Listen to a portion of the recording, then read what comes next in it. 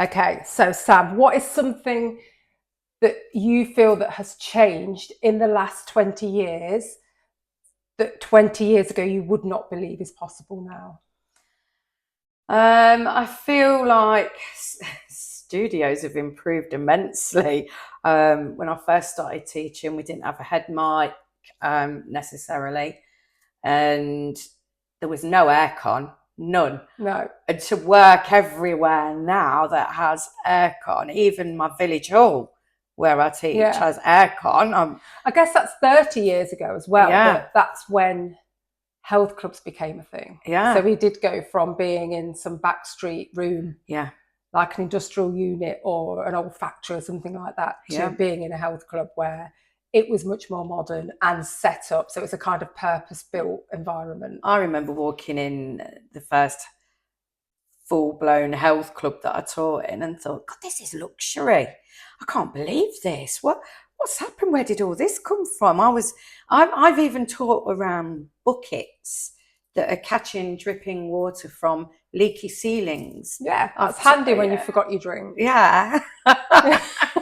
Kick the Or you need to bucket. wait. Or you need to kick the bucket. Or the toilets are too far away. Yeah, and so it's the standards of studios that we teach in now. Just some of them are fantastic. You know, when you go to other health clubs or away on a fitness weekend or something, and some of the studios, like crazy. You've got your mood lighting, you've got stages, you've got LED stages for your participants and a different stage for your instructor. It's amazing. Technology as well. Yeah, that's changed a lot. Hugely. You know, you used to have to. Well, my first class was on a cassette. Yes. And we went from cassette to DVD, not to DVD, to a CD. And then we got iPods. We did. And then eventually became our phones. You still use two. You've got a burner phone, haven't you, Sam? Sam comes to the gym with two phones. Yeah.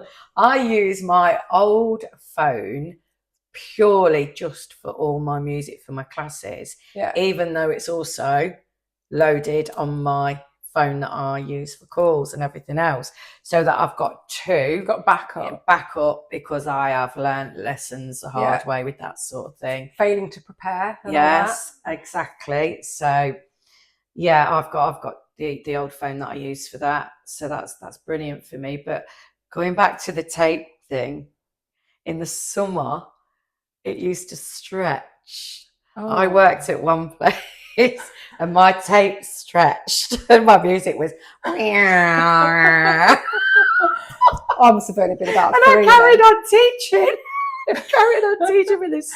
Did you style it out? Yeah, I was like, making out it was just like a stretchy move. Yeah, I'll never forget that. And then getting a pencil and rewinding it. Starting again. Yeah, crikey. And then we went all techno, didn't we? Updated with CDs. Had my big book with loads of CDs in them. Those cases. Yeah, weighed a ton. Yeah. And it got bigger and bigger and bigger, didn't it? Yeah. Step 92, 128 beats a minute. Yeah. And then there we are. We moved on to the iPod. But because when it was a cassette, you couldn't skip tracks or anything. No. You were just left with wherever it was left. Yeah. Whether you like the track or not. And then CDs, you were amazed that you could skip the track. And then it scratched. Speed it up. What about you could +2? When we realised some stereos with that advanced that we could speed it up or slow the pace down. Fantastic. I loved it. So now we've got Bluetooth, but I believe that in the last... Have we got Bluetooth everywhere? No, not quite. No. You know who you are. And of course, head mics haven't changed, and I believe in another 30 years still won't have changed, and they are not fit for purpose. I have got my own head mic that I carry around with me, and a lot of health clubs I just plug my own head mic in. It's a wireless one. So I've got my receiver plugged into the stereo and my own clean head mic that I wear myself. However, some clubs aren't up to date enough for me to be able to use my own head mic because there's not. Because there's the receivers not Yes, there. there's not the correct. I've port. always refused to buy a head mic. I think it's because of how much more stuff have I got to take from one club to another.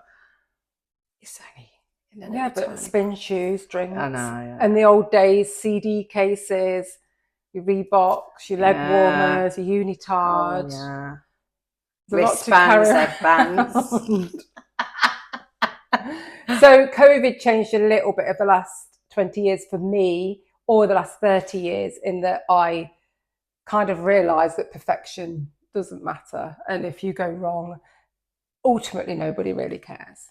No, they don't. And you just, like years ago, you would worry about that, and it would all be, oh, I've got to be perfect at this, but yeah, it doesn't matter now. You just laugh it off. I don't think I ever do a perfect class. I don't either. Never. And nobody has a perfect day, and the participants are never perfect either. But I think the members are probably more critical on newer instructors. Yeah. Whereas I think older instructors like you and I could probably get away with more, because we've taught a lot of good classes, some bad classes, and we've been in and taught classes when we're emotionally at rock bottom and still managed to style it out. And nobody would ever know, would they? No one would ever know. Because we put our actress head on, don't we? Get into character. Have a little cry in the back room. That's it. That's what the cupboards are for. Yeah, little cry, and then that's it. Get your actress head on, and ta-da! Yeah. So really, the things that have changed are technology, equipment, things like the air conditioning, things that have got easier for us in that sense. But then when they don't work, it's a massive fail. We can fall apart. But really, if we go back back to the beginning, it was not there anyway. So some big changes, some small changes.